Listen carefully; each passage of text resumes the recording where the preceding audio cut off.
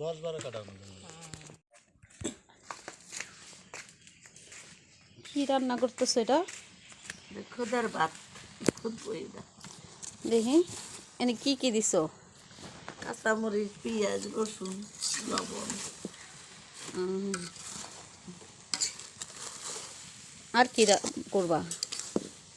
ডিম ভাজমার শুটকি ভর্তা। আজকে সকালের নাস্তা। বলো। হাই এভরিওয়ান, আসসালামু আলাইকুম। কেমন আছেন আপনারা সবাই? আলহামদুলিল্লাহ আমি এবং আমার পরিবারের সবাই ভালো আছি। তো আজকে বৃহস্পতিবার, ঘুম থেকে উঠে দেখি আম্মু সবজি বাগানে পাট শাক তুলতেছে।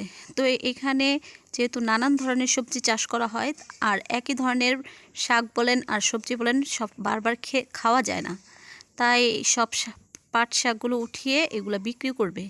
আম্মু এবং পাশের বাড়ির দাদি মিলে পাট শাকগুলো উঠাচ্ছে। আর এটা হলো বুধবারের রাতের একটা ভিডিও। তো যেহেতু আমি আর আম্মু বাড়িতে একা, তাই আজকে আর মাটির চুলায় রান্না হয় নাই। আম্মু গ্যাসের চুলায় ভাত বসিয়ে দিয়েছে। আর সাথে আমি আর আম্মু বিভিন্ন পারিবারিক বিষয় নিয়ে আলোচনা করছিলাম, তাই রিয়েল সাউন্ডটা দিতে পারিনি। পারিবারিক নানান বিষয়ে কথাবার্তা বলছিলাম।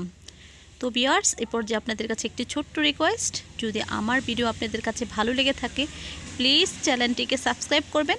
আর যারা সাবস্ক্রাইব করেছেন তারা একটু হাটে যাব।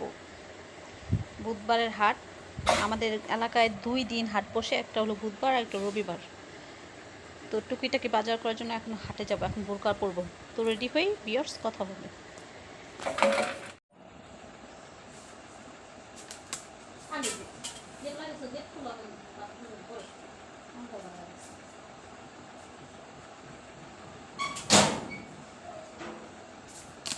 ব্যাগ নিলাম না। আমার ব্যাগ ই ব্যাগ তোর দিনে যাই তো এখন আমি একটু বাইরে যাব, হাটে যাব। হাট মানে আমাদের গ্রামে অঞ্চলে 2 দিন হাট বসে, যেতে হবে। তো রেডি হয়ে পরে কথা বলবো।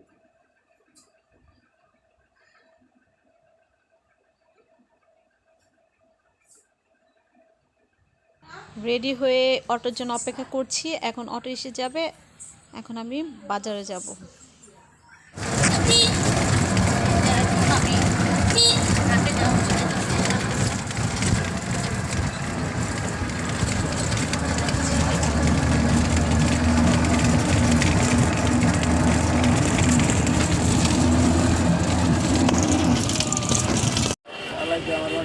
কি হয়েছে তাহলে? এটা তো ভালো।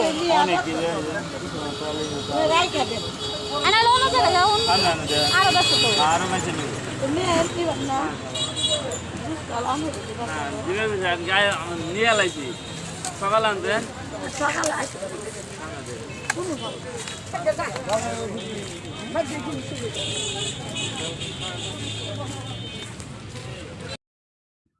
তো এখন বাজারে এসে পৌঁছেছি। বাজারে এখন কেনাকাটা করব, চারপাশ আগে দেখতেছি। তবে বুধবারের হাটের তুলনায় রবিবারে হাটে অনেক জিনিস বেশি রিজনেবল প্রাইসে পাওয়া যায়। এখানে আজকে একটু দাম মনে হচ্ছে বেশি, তরি তরকারি, শাকসবজির, ফল সব কিছুরই একটু দাম বেশি।